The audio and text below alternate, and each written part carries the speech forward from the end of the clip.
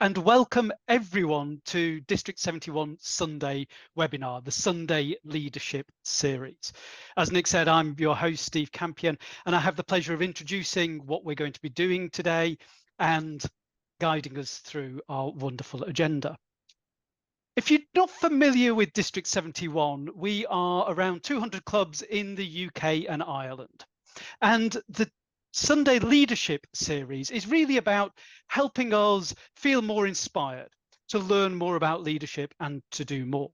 As Toastmasters, we have the benefit of learning from the Toastmasters leadership program. In fact, our tagline is "Where Leaders Are Made." But I personally find it extraordinarily valuable to hear from leaders inside and outside of our organization as they share their experiences and their leadership journey with us. Soon, we will be introducing our guest speaker. As Nick said, towards the end, we're going to have a question and answer session.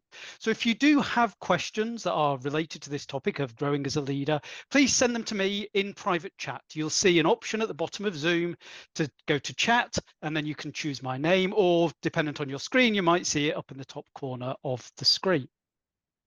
Before I introduce the person who's going to be introducing our wonderful guest speaker, I've got two other things to do. One of them is to thank you all for being here, to recognise that we have past international presidents, past international directors, district directors from around the world and other dignitaries from around the world. We've got so many wonderful people here eager to hear this webinar. I can't name everyone individually, but I'd just like to say you are all very welcome. The other thing I would like to point out, because I rarely get a chance at the end, is to say thank you. To say thank you to the Sunday webinars team. Although I get to be the host today, there's a real team of people behind the scenes. So thank you to Nick, Sue, Jenny, David, Elizabeth, Danny, Matty and Sarinka, who've made everything work so well today. And I would like to give a shout out that our wonderful district director actually gave an award to the Sunday webinars team for excellence in teamwork. And I think today we're going to see that in action. And with that, I would like to introduce you to our District Director, Elizabeth Jordan. Madam District Director. Thank you very much, Steve Campion and our host for the evening. Well, it is my unique honor and privilege to introduce our guest speaker today. I was very fortunate to meet her 3 weeks ago in Istanbul at the mid-year training. That was a delight, and I knew from the conversations we had, the presentations she made, that having her as a guest in District 71 is perhaps one of the most inspirational things we're going to do this year. Madam International President, you are warmly welcome into our district. Could we please mute people who are not speaking? Thank you. Our International President, Morag Mathieson, hails from Scotland. She's worked in the UK and Ireland, and she now lives in Germany. So we in District 71 can claim her as one of our own. She has spoken to us before, and we conferred on her the unique title, which we give to very, very few people, of Friend of District 71. So she comes to us with very, very warm greetings. She also has many distinctions. I think two are worth mentioning. She is the first female outside North America to hold this august position of international president. She's the second person from Europe, after Ted Corcoran from Ireland, also from District 71, to hold the position. And of course, what's very special this year is that she's leading us as we go into the centenary. She's leading the organization into its next century. She's very often quoted, but of all her quotes, the one that resonates with me the most is never close the circle. Never close the circle. And I hope tonight she may elaborate on this. So I think you've heard a little bit about her. There's plenty more you can read, but I know you're all dying to hear what she's going to say to us tonight. Madam International President, your speech title is Growing as a Leader. So with a speech title, Growing as a Leader, please let us put our hands together and give Madam International President a rapturous and warm District 71 applause. Madam International President, the floor is yours. Thank you very much, Madam District Director. It's a great pleasure to be with you in District 71 today. I'd like to turn the clock back to April 2015. I don't know what you were doing, but I was on a ship on the Red Sea in Saudi Arabia with over 100 other Toastmasters. I was the region advisor and I was there to visit their district conference. But something had gone wrong and the conference had to be cancelled at the last minute as over 500 people were arriving in Jeddah. As a consolation, this boat trip was the plan B. I was loving the boat trip, sitting at the back of the boat, chatting with the women happily, when suddenly I heard the district leader call out, "Hey, Region Advisor Morag's here, and so is World Champion of Public Speaking Lance Miller. They could deliver their speeches right here, right now." Oh my goodness. Everyone cheered. They thought it was a marvelous idea. And so there I was, sharing the stage with the 2005 World Champion of Public Speaking. No notes, no final preparation. I walked slowly, very slowly, to the centre of the makeshift stage and delivered an off-the-cuff speech about why you should think about saying yes before you immediately say no. The crowd clapped and cheered, and as I walked back to my place, all I could think was, well, at least I didn't have to speak after Lance. That was a good thing. But I also thought, never in my wildest dreams did I imagine that this might happen to me.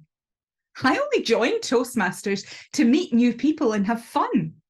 I had no concept of the possibilities that might lie before me when I signed that membership form. Maybe that resonates with you. I'd left London on a December Saturday morning to drive to my new home in southern Germany, where my husband and the dog were waiting for me. I arrived just before midnight that same day, with no idea of how I would spend the next weeks. About 4 weeks later, a colleague of my husband's invited us to come to a Toastmaster meeting. He sold it to me on the basis of, you'll meet nice people, Morag, who speak English. And if you come on this particular Wednesday, you'll hear me deliver a speech. How could I refuse? We all come to Toastmasters looking for different things. My greatest need at that time was to build connections and settle into a new country and a new culture. At that first meeting of the club, I found so much more than just the social. I saw engagement, I saw fun, I saw a professionally run meeting, and I could see that I would benefit. Having been involved for a large part of my career with the development of people, this was a real natural fit for me. When I joined for the first months, I was quite content just to work the education programme. I was fully engaged in my club meetings, and I particularly enjoyed the social aspect, where after the meeting we went to the bar downstairs and had a few drinks and some food together and got to meet lots of people. And I have to tell you, most membership forms were signed in the bar rather than in the club meeting room. And that was beautiful until one day I was challenged and asked to serve as a club officer. I'd been a member for about a year when the president and the vice president of education approached me together. Now, you know you're in trouble when they come together. Morag, we wondered if you would take on an officer role for the next year. So I'm thinking something quite simple that doesn't put a great demand on my time or my knowledge of the organisation. So I asked very politely, what did you have in mind? They looked at each other and very rapidly the president said, Vice President Education, but don't worry, we have a spreadsheet and we'll help you. Really? In the end, I said yes, and that was the beginning of an amazing journey of leadership in Toastmasters. Through doing that role, I rediscovered my love of seeing people develop. I could see that Vice President Education role as filling agendas, highly administrative, lots of work to do. Or I could see it as a place where I could create opportunities for people to develop and meet their goals. That first ask by the President and Vice President Education was the beginning of a series of invitations to step up and take a chance on leadership in Toastmasters. Each time I was asked to step up, I thought about, could I actually do this role at all? Secondly, what might it mean if I were to do it? And thirdly, how would it benefit me and others? Only once I'd answered those questions would I consider, what if I said no? Honestly, I've not found a good reason to say no to most of the opportunities in Toastmasters that have come my way. Rather, saying yes has opened doors for me, many doors, in my professional life, and it has helped me to stop being a hidden leader and step into the fullness of who I am as a leader. Staying hidden is easy, but it doesn't grow us in any way. When I became president of my club, we hosted both our area and division conferences, and the team did a great job. I had a great team. It was easy to be their president. Just after the division conference, the division director called. The team that was due to host the next district conference had just pulled out. So with about 6 months to go, could my team put together a bid for the conference and present it to the district council in 2 weeks' time? Could we? I asked the team, and they agreed that we'd had so much fun together that they thought this could be an enjoyable event to pull off, even if it was going to be a lot of work. So we said yes, and after several months of hard work and fun and pizza for the team, we delivered. I'd only been a Toastmaster for 2 years.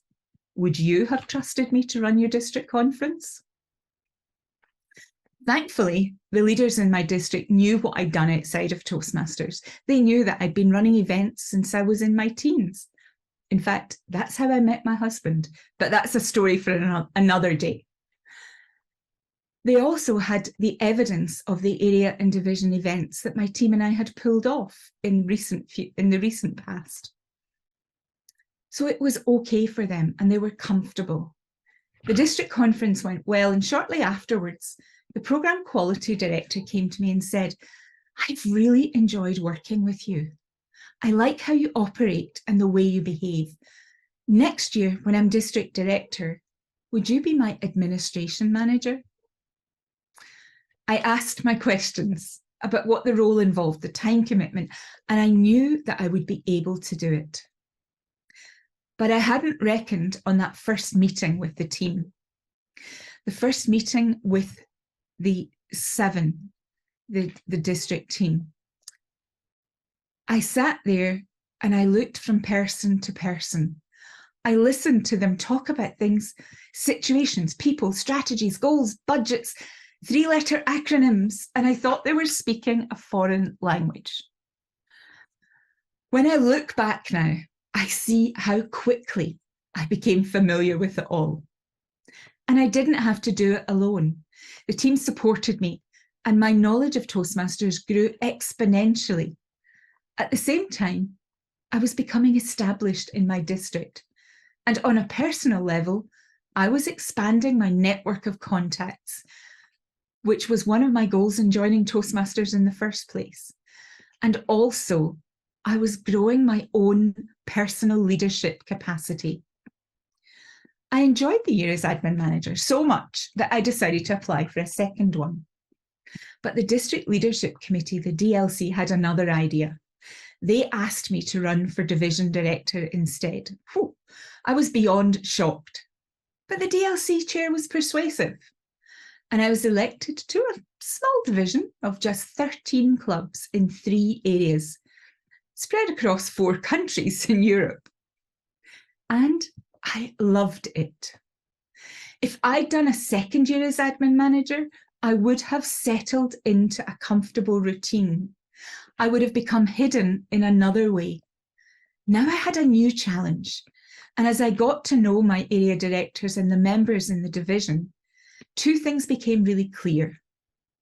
Because of the geographical size of the division, only a small number of people ever travelled to division events.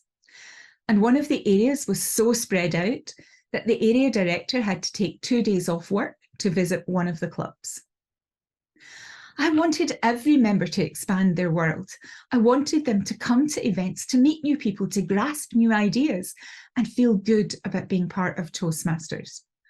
I wanted members to be able to take up the leadership opportunity to serve beyond their club.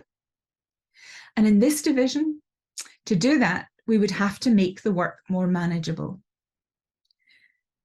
When you see the possibilities that lie ahead of you and the pain that sometimes is being suffered, and you're willing to work on a plan to overcome those pain points and take advantage of the possibilities, you get to make a difference. And I think that's one of the things that leaders do. As we grow as leaders, we see more of those possibilities and we are more willing to step forward and make that difference for others and for the organisation. Later, as Programme Quality Director, I had the challenge of having 13 divisions in the district. And when we had district speech contest, they seemed to go on forever. And those poor tie-breaking judges. I saw the potential for celebrating the languages of the district, and we developed speech contests and workshops in different languages.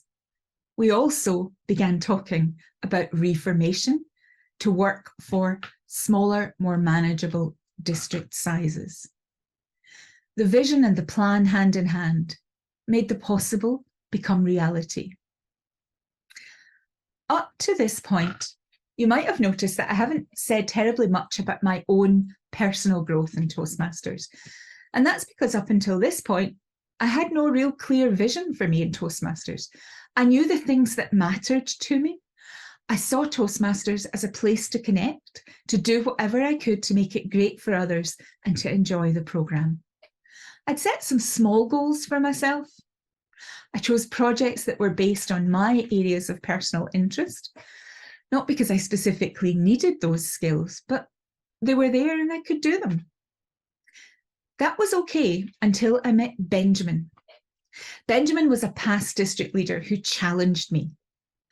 Morag, what if you look for those projects that might give you a skill that will help you at work or in your community, or will help you move towards some career ambitions? They'll probably challenge you, Morag, but you'll be one step forward on the path to personal fulfillment. You may not be running ahead, but at least you'll be walking in the right direction and not drifting in the land of comfort. Those are hard words to hear. Because for me, Toastmasters had been all about the social and the supportive. And while I'd enjoyed and engaged in the education programme, I'd never really seen the fullness of the value of the educational component. Benjamin worked with me on a plan to complete the Distinguished Toastmaster Award. And 8 months later, when I received the award, I recognised I'd done things that were definitely outside my comfort zone, and I'd grown in confidence with it, gradually leaving my shy self behind. That shift grew my confidence And I found myself in time stepping up, willing to run for the role of district director in a district of over 220 clubs spread across 18 countries. I could look at that as a lot of work for someone who only came to Toastmasters to have fun. And if I did that, I'd probably have run a mile. Alternatively, I could see the opportunity. I was being given the chance to become the CEO of a pan-European organisation supporting thousands of people. That's an amazing growth opportunity for anyone. And this was to become the biggest leadership learning experience of my life. I was elected, and on my very first day as district director, my predecessor called to say, can we have a chat? And so I went over to her home, and we were good friends. We still are friends. But she began to talk to me about the things she had appreciated in me as her programme quality director. But then she began to say, if you're going to succeed as district director, you will have to change. You will need to become more like this and less like that. And I listened because I respected her opinion, and all feedback is worthy of consideration. You don't have to agree with it, but at least receive it. I realised that eventually what she was saying was, you need to be less like you, Morag, and more like me. I knew if I did that, it would be like wearing someone else's overcoat for an entire year. I knew that I had to become the best version of me as a leader, bring my own personality and my own values to the role. I couldn't be a cookie cutter copy of someone else. That realization was a gift that I am truly thankful for, because it allowed me to release the leader hidden inside of me so that I could step up and fill the role that was waiting for me. During my term as district director, the district was very successful. Throughout that term, my journey of development as a leader ran parallel. I learned what excellence looked like in myself and in my district. And if I believed that my district was the best district in the world, then it needed a leader who was going to be the best that she could be. What would that look like? I had a sign that sat on my desk for the entire year, and it simply had a hashtag 1. And that was to remind me that I believed my district was the best in the world. So when I had to answer emails, when I had to deal with complaints or prepare for meetings, and you're so tempted to go to the negative, I would look at it and think, okay, Morag, so what would the leader of the best district in the world do? How would they handle this? And it helped me to up my game. I got to know my values, because your values are always tested when you're in leadership. I discovered what it meant to make a way for others to grow as individuals and release their hidden potential. Toastmasters has the framework for us to grow as leaders. We need to fill it, or if we can't, we need to look for, encourage and support those who can. After district leadership, I served as the region advisor for Europe, the Middle East and Africa, which is how I ended up in the Red Sea. And that allowed me to develop other dimensions of my leadership, becoming a consultant to other leaders, growing my cultural awareness. I was growing to become more of an international leader. I didn't have that in mind, and I certainly didn't think that one day I might be international president. Well, not explicitly. Maybe I was just too shy or too nervous to acknowledge that thought if I'd ever had it. When I look over all the leadership roles, there are a few things that stand out for me. And I think this quote from Harvey Firestone really speaks to me. And he says, the growth and development of people is the highest calling of leadership. And I'll tell you, that's my deepest why. I think of those people who gave me opportunities to step up. They came from all directions. They were members in my club who have never held an office outside of the club. They were leaders in my district. They were international leaders. a visit of a past international president to our district who helped me to see my work as Programme Quality Director through his eyes, that changed how I saw myself and what we were able to achieve. What really mattered through all of that, wherever these people came from, was that someone believed in me, and they believed in me enough to tell me.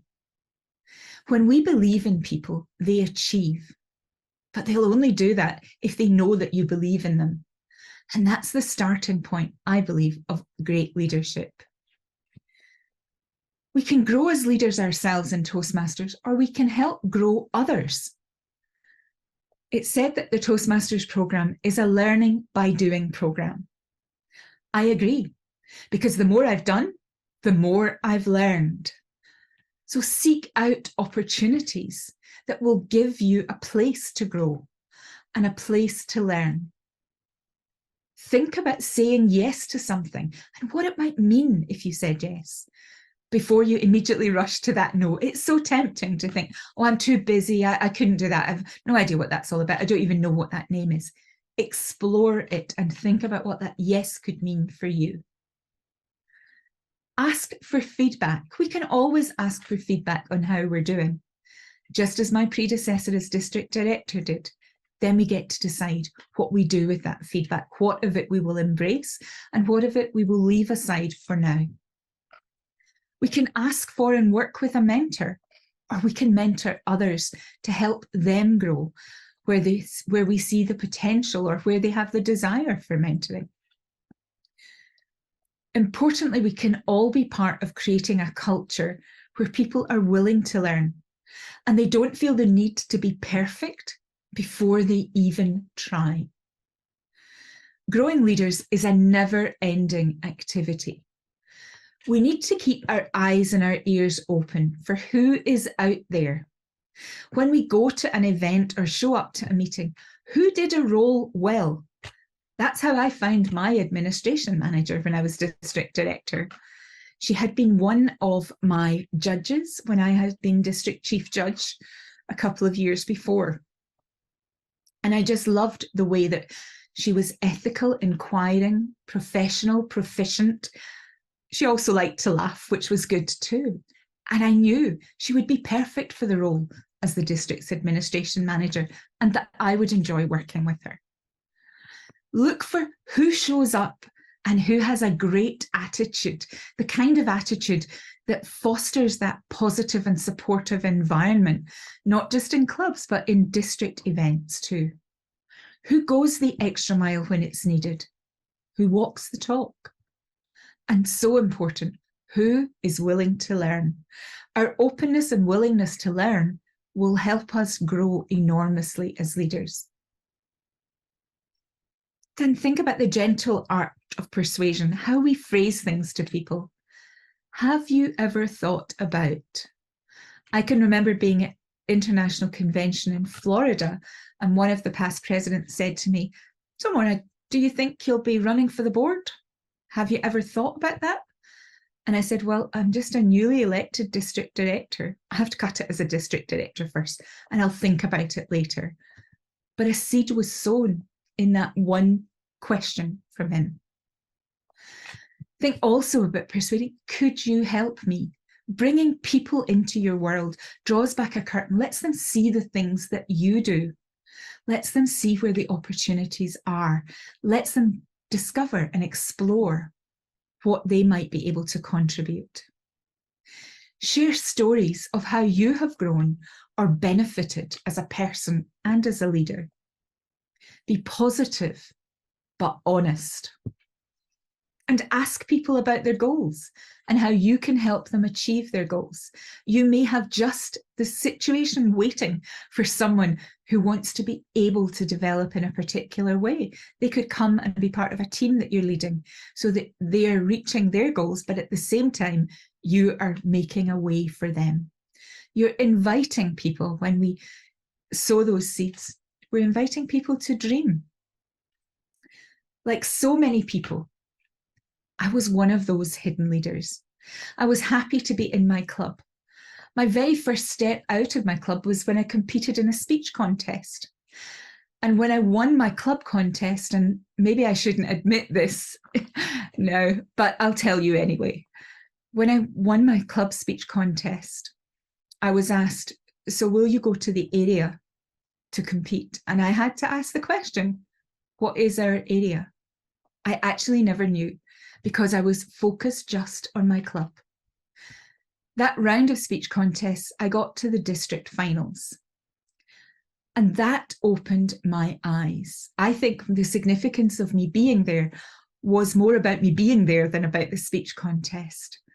I walked into the hotel in Vienna and I looked around the gallery of the hotel, and hanging from the gallery were banners of clubs from all over Europe. And in that very moment, I thought, I get it. This is something that is so much bigger than myself. And being there and being part of that district conference, I got to see the district do business. I met people who are still friends today. In that moment, I wasn't searching for leadership, but leadership found me. My journey of leadership has shown me how I can grow as a leader and has made me dedicated to opening opportunities for as many other people as want to take them.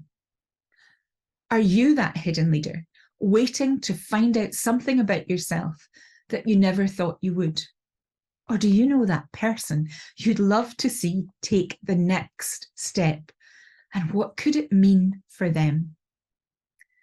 Growing as a leader is about being as well as doing.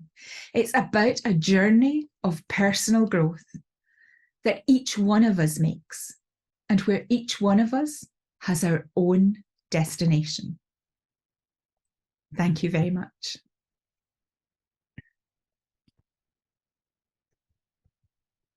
Thank you very much indeed, Madam International President. You've certainly given us a lot to think about. You gave me a lot to think about.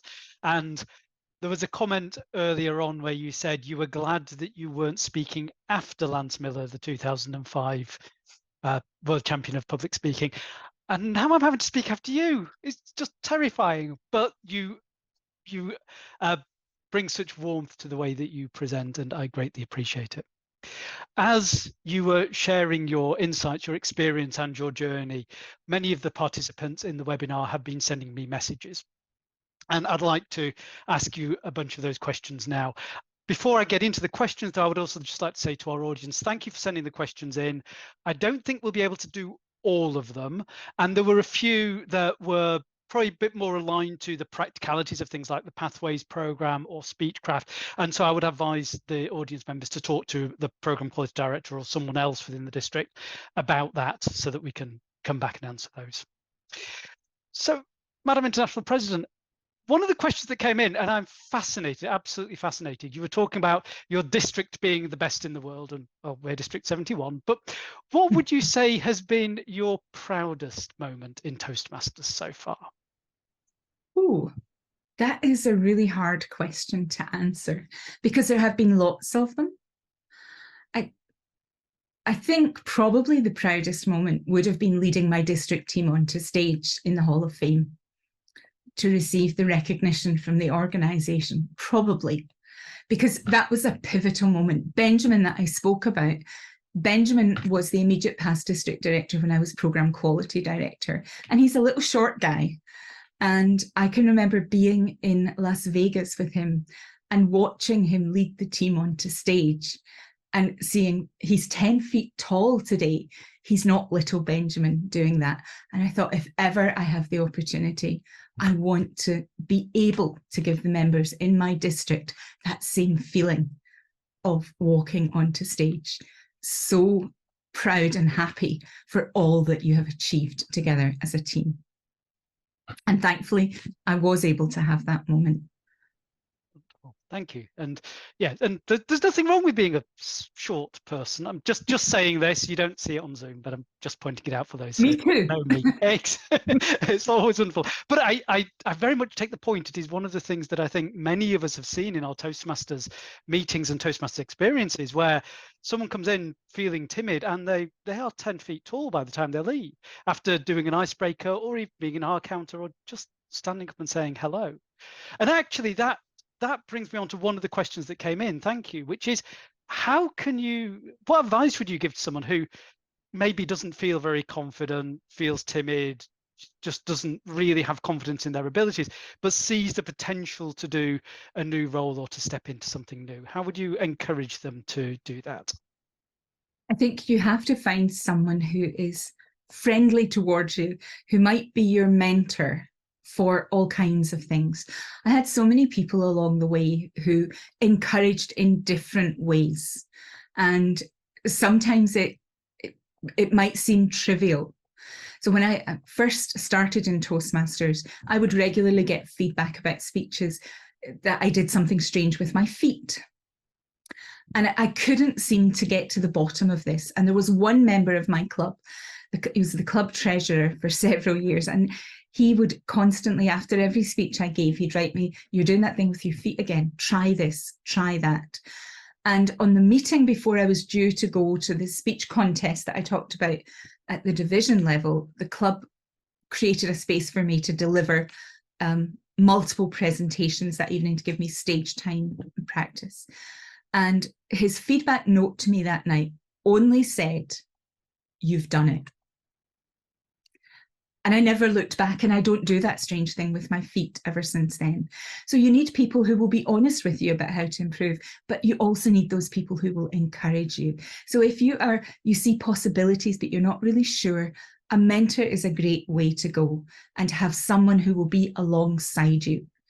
You know, I think that in my home club, I have many mentors, but no formal mentors at this time, but many mentors.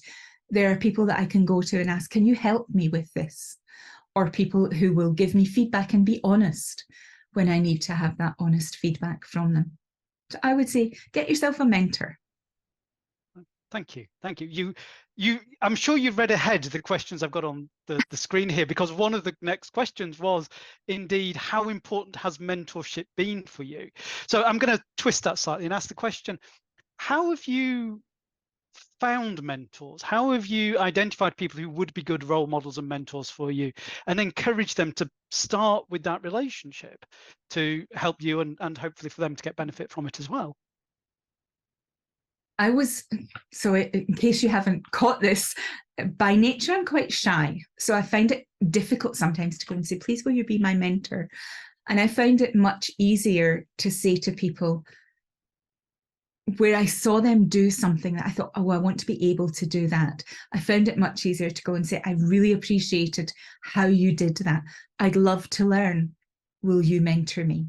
Where I was asking for something very specific, and that worked for me enormously with lots of different things. But I also had other people, and where people stepped up and came and said, "I see I see something in you" phrase, or something of that nature, then I found it easier to open that conversation and say, "Would you help me?" So I have a lady who has been my mentor now for she's a Toastmaster who has held many club offices and area and division offices, but never gone into other offices beyond that. But she works in leadership development, and she has been my mentor now for the last 7 or 8 years. And she challenges me in ways that I couldn't imagine anyone else ever challenging me. But that really helps me, because she digs deep with me and helps me work out, what do you think about that? Where do you stand on this?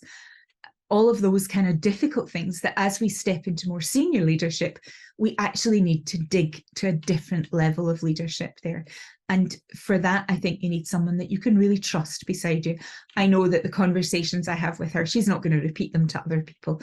So I feel very safe in that environment when we're digging deep with different things. That's a wonderful insight, and thank you for sharing that personal experience as well. I think in leadership, it's often so useful to understand people's personal perspectives and how things are working. And I can imagine for many people, the idea that the international president of our organization is being mentored by members of her club. And I think that's wonderful. It shows how we all can contribute to everyone's growth, everyone's development. And so this actually brings me to another question, kind of related, is you mentioned earlier when you joined Toastmasters, you didn't think you'd want to be a club officer. You probably didn't even know what a club officer was. And then someone came along and said, we think you'd be good at this. It would be a good thing for you to try. I know we're in all of our districts around the world. We're now at the stage where we start to think about who's going to be the next set of leaders for our district. Who are going to be our next leadership team, our next division directors, area directors. How would you go about encouraging people to throw their hat in the ring, to give it a go and volunteer, even if they're not quite convinced they're ready for it just yet? I will share an experience that not so many people have, but it's an experience of running for the board of directors as an international director. And there are other people applying at the same time as you. So it's a competition and only one person can sit on the board. And this mentor that I talked about right at the very beginning of this journey, I was talking with her about, there's another person who's running but we know each other and it will be all friendly and it will be all nice and we'll all be happy. And she just kept nodding. And eventually she said to me, Morag, how many people are going to sit on that board? One of us. So this is a competition. If you don't have the stomach for this, get out of the way. And I was quite shocked by that. And in a sense, at that level of leadership, she was right. But that's not the level of leadership we're in our clubs or our districts. We're in a different place. We're stepping through. And at the end of my time of preparation for running for international director, when it came to convention week and it came to the annual business meeting where the election took place, of course I wanted to be elected. Of course I did. But there was a part of me that said, if I'm not, it's actually okay, because I have learned so much going through this process.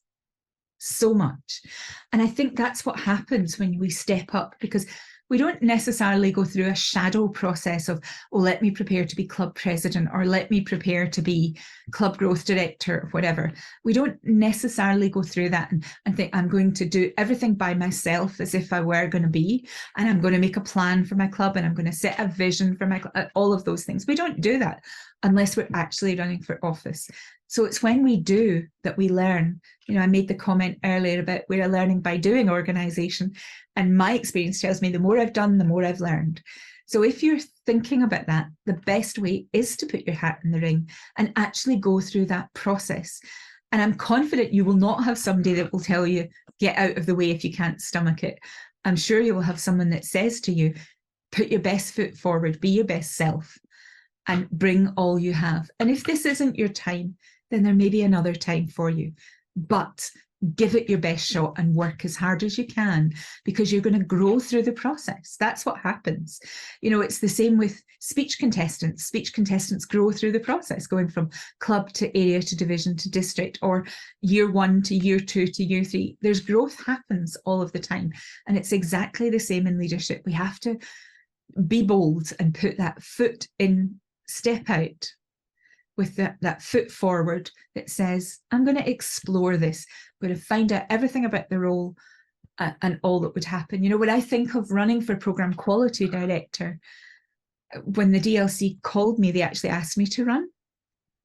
And I never knew that there were going to be other candidates also for the role. And for the first time ever in my district, we'd had a candidates corner, and we had to present ourselves in the candidates corner and flyers and all of that. And I kept thinking, if you had told me this at the beginning, I would not have done this, because it would have been so uncomfortable for me at that time. But going through that process then meant when I ran for the board, and you do have that competition in the candidates corner and all the rest of it that goes with it, you've actually already done that. So you've learned along the way useful things that don't bother you in the same way when you get to the next level that you're heading for. I would say give it a go and see what you learn. I think that's wonderful. Thank you. And I do like how you brought in the idea of competition, whether it's in clubs as a club officer or an area director, division director, district role. I personally think it's really valuable to have that, because it helps us gather our ideas. It helps us focus on the things that are meaningful and important to the people that are involved there, and you end up with the best result. And you remind me, and sorry I'm going a little off piece, but you remind me of our region advisor, District 71's region advisor, Piotr Chimko, a wonderful guy. And I remember he attended our district officer training recently, and he said, go for it, you'll either succeed or you'll learn something. And I think that's a sort of the essence of what you're saying here. And so this actually comes on to one of the other questions. What's one of the most important things you've personally learned on your journey so far in Toastmasters? I think one of the really important things I've learned is that you have to be true to yourself. We might see skills and attributes that we admire in other people, and it may be good for us to think, I want to learn how to do that the way that they do that. That's okay. But you actually have to be true to yourself. What are the values that you hold? Because if you are not, it will be uncomfortable. You will be stressed the whole time you're in that position if you are trying to be someone else or trying to be who you are not.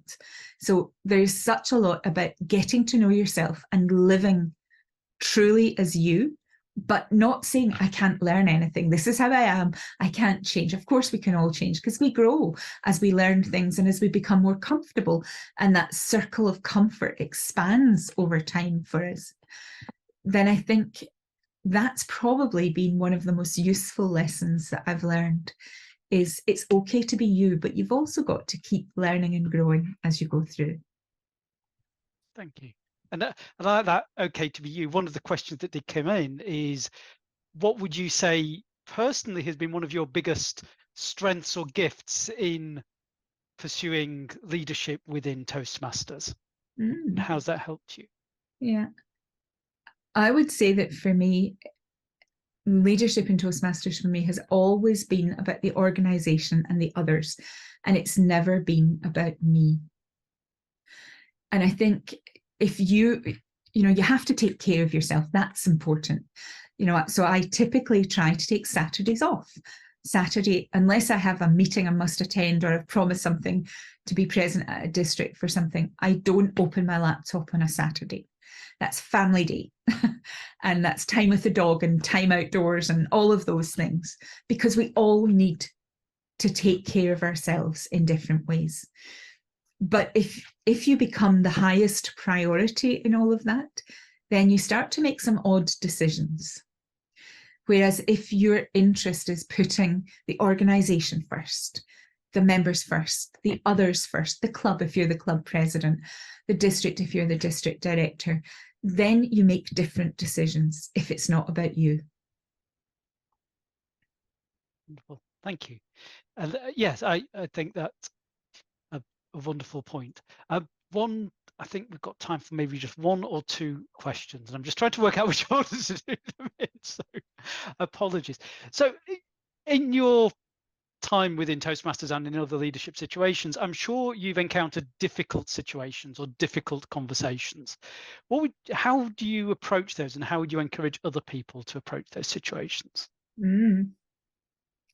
I had a situation when I was in district leadership. We had one person who thought the district should be structured differently and wanted to challenge all kinds of things about the division structure in particular. And this person was not willing to work openly with district leadership. And so my predecessor had a really challenging time with this individual, really challenging. And I'd heard, because you do hear, that he was planning to bring a surprise to the district council meeting when I was district director of an alternative structure that would just have been a nightmare for the district. We knew that it just would have been terrible for us. And so I dispatched one of my team to go and speak with him to say, we've heard this. Can you go? Because I would be chairing the meeting, and therefore I wanted to be fair and neutral. And I sent off one of my team to speak with him. And he refused to reveal his hand as to what it was. He admitted he was going to bring a proposal, but he would not tell us what it was. And I approached him just shortly before the district council meeting. And I said, well, come with me. I said, I understand you have an alternative proposal. Do you have it electronically? Yes. And I said, then we need it.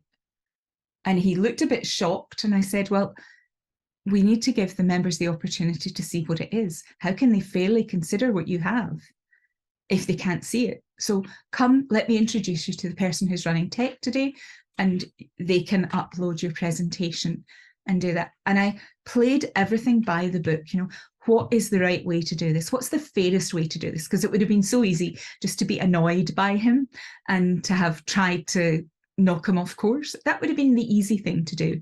But the better thing to do was know what are the rules of the game that we play by? How do we show each other respect? He's a member like every other member. He's entitled to hold a different opinion. But it would be my job then to make sure that his opinion was fairly heard. I was pretty confident the district wouldn't choose to go that direction, and they didn't. But he had his moment in front of the audience, and he had his moment to present his proposal and for it to be discussed fairly. He was quite shocked by that, because he didn't expect me to be so open with him. But I think that's important. It's important that we know the rules, we play by the rules, but we do it from a place of respect and understanding for everyone. I think that's a great example. I'm sure it's one that many people can relate to, where you've got differing views or differing perspectives. And I think, as you pointed out, it's good to have those differences. That's why we have the structure within Toastmasters, the delightful governing documents. I'm sure many people would like to quote protocol, whatever number protocol they want to quote. But yeah, it's why we have these processes that help these views be heard. They're valuable perspectives, and then the district as a whole can make those decisions. So thank you. I think I've got time for just one more question, and it's probably a tough one, so I left it for last. Madam President, what would you hope to be remembered for at the end of your year as president of the organisation? That is a really tough question, you're right. I think I'd want people to say of me at the end of my term, she did the very best she could with what she had, because each of us faces something different. The board of directors that I'm chairing at the moment is completely different to every other board that I've been part of in my time in Toastmasters. The organisation changes. We're just coming out of a pandemic, and we've had those very challenging years where my predecessors have had such unpredictable situations to handle. You know, will it be over this year? Can we do something? Can we go back? No, we can't. We absolutely have to go forward. That's what's very plain. And that's part of my responsibility this year, as I see it, is we're entering slightly more stable times. So it is about building that more stable, solid foundation for the organisation going forward. And I would just love that people said that I did the best that I could with what I had. And this is a thought that actually comes from my father. My father used to always say to me, I don't care how you do in school. I usually did quite well in school, I'll be honest. But he used to say, I don't care if you're top of the class or middle of the class. So long as in the morning when you look in that mirror to brush your teeth, you look at the person looking back at you and you think, she did her very best, and that's good enough. And that's where that thought comes from. That's wonderful. Thank you. I think to a large extent, isn't that what all of us would hope to want to be able to do? I am very conscious of time. Can I sneak in one more question? Matty will probably allow me. How are you going to celebrate personally the 100th anniversary of Toastmasters International? It's such an exciting time. Do you have some personal way of recognizing that? It is certainly indeed huge celebration. And of course, the big celebration will be at convention in August this year. And I'm very much looking forward to that. And then when we get to the actual anniversary in October, I haven't absolutely decided yet how I'm going to celebrate, but I do know that I will almost certainly do something that honours Dr. Smedley. And that might be gift to the Smedley Fund. It might be a gift of membership to a friend who can't afford it, or just something. I would like to do something that honours Dr. Smedley's work and his memory, but I haven't quite decided yet. We have a few months to go to make that decision. Thank you very much. I'll ask you later. Thank you very much again, Madam International President. I now have the pleasure of handing over to our Programme Quality Director, Danny Banks, to round out the session. So thank you very much. Wow. I've been looking forward to this session for weeks, and it really has not disappointed me at all. There's been so much in their IP that I don't know where to start, but I'm going to try, and I've only got a few minutes to do it. Firstly, I'd like to say thank you to a couple of people that came before you. The person who invited you to your first Toastmasters meeting, I'd like to thank them for having the foresight to do that. And I'd like to thank Benjamin in challenging you to a district role, because we would not have had your wisdom and your skills leading us if they hadn't done that. So a thank you to them. There's three things that I would like to stress tonight that I think you've demonstrated. Firstly, in your warm, calm way, you've told us about, for you, the central thing to leadership is others. And there's several things that you've said. When you believe in people, they grow, create opportunities to meet their goals. And that's what leadership's about. It's about, as well as you developing, it's about developing others. And I think that is so, so important in Toastmasters. Secondly, your focus on education and about developing people. And I particularly liked what you said about, even if you stand for something, but you don't get it, stand for a role and you don't get it, you've learned and you can reflect and develop. And we've all been there, I'm sure.